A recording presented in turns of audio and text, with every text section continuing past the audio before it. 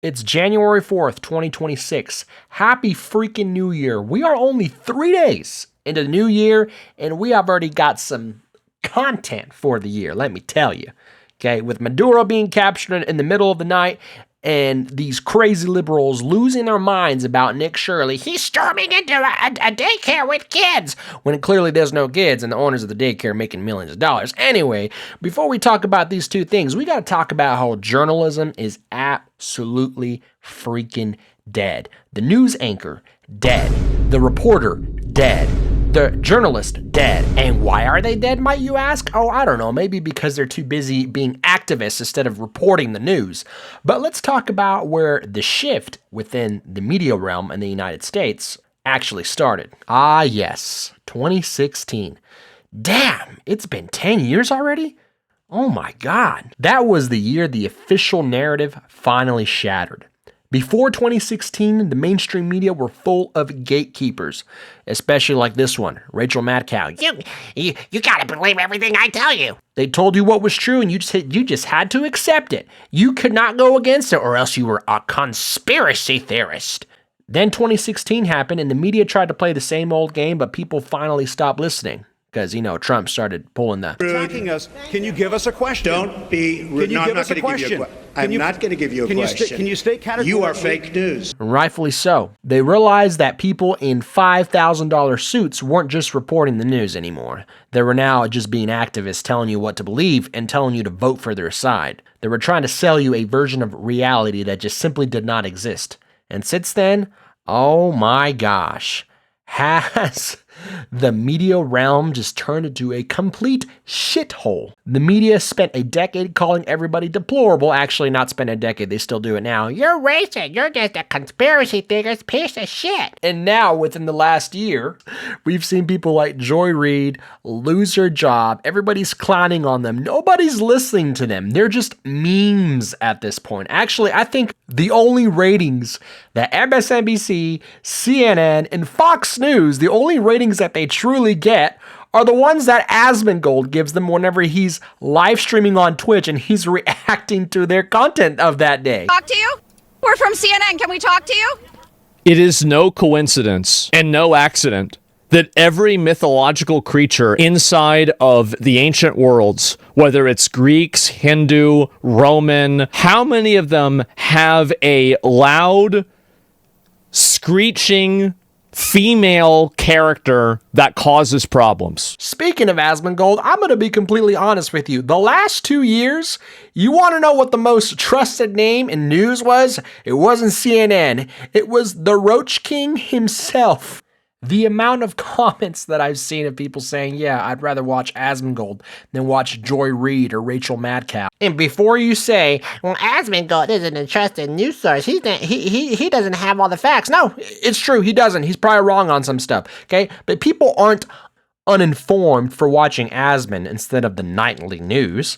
They're just efficient. Why would I wait for a news anchor to read me a pre-approved script that's 3 hours late when I can watch a guy look at the raw facts in real time and just say, yeah, that's total bullshit? The public has traded the official badge for actual authenticity. If your multi-million-dollar newsroom is getting outpaced by a guy who plays video games for a living, whose house has probably been on the verge of being condemned, you aren't a journalist. You're just a complete dumbass. And another huge reason why Asmongold is pulling in these kinds of numbers is because he's honestly more unbiased than the legacy media is. Hottest country anywhere in the world. We're a country. I hope that they don't get too distracted by Venezuela and stop focusing on domestic problems, because I think that while this is a good thing and I agree with it, I do think that it's important that they're able to put the focus on American needs and what Americans need in the immediate future.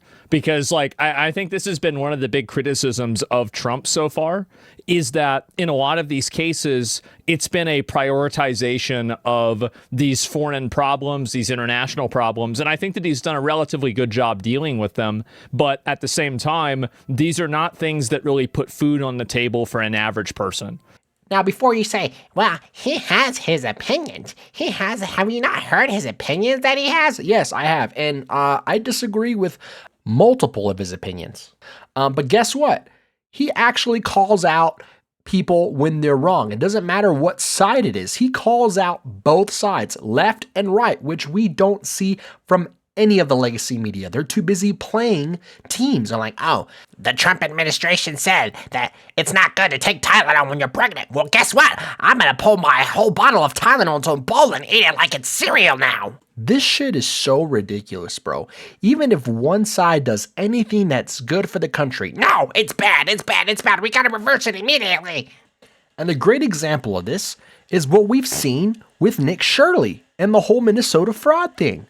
I'm not saying that Nick Shirley is the greatest investigative reporter of all time, but he is literally doing what journalists and reporters have been failing to do for the last decade. And guess what? He doesn't need a whole news team, a whole crew of cameras and expensive equipment. No. To be like Nick Shirley, you could probably get a smartphone and another phone to use as a microphone, and that's it. That's literally all you need to produce high-quality journalism. Because honestly, the stuff that Nick Shirley's producing is top freaking tier. He goes to Minneapolis, finds a daycare called Quality Leering Center. I don't know how much quality we're talking about here if the N is missing from the sign. Imagine being a state official handing over millions of dollars to a daycare that can't even pass a third grade spelling bee. It's literally incredible. Nick Shirley walks into these buildings, shows us empty rooms with no toys, no kids, and barely any staff. And then he's like, hey, can I get an application to put my son Joey here? Answer the question. Are there children? There's no children inside this building. And what do the quote unquote certified journalists do? Oh yeah, they immediately start attacking him.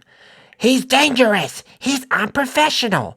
One verified reporter actually asked how he knew it was fraud. I'm like, oh my God, how fucking stupid do you have to be? Seriously, he went in and got the receipts. It's on video. Have you seen the video? Open your fucking eyes, bro. They are so mad that a YouTuber did their job for them. It's pathetic.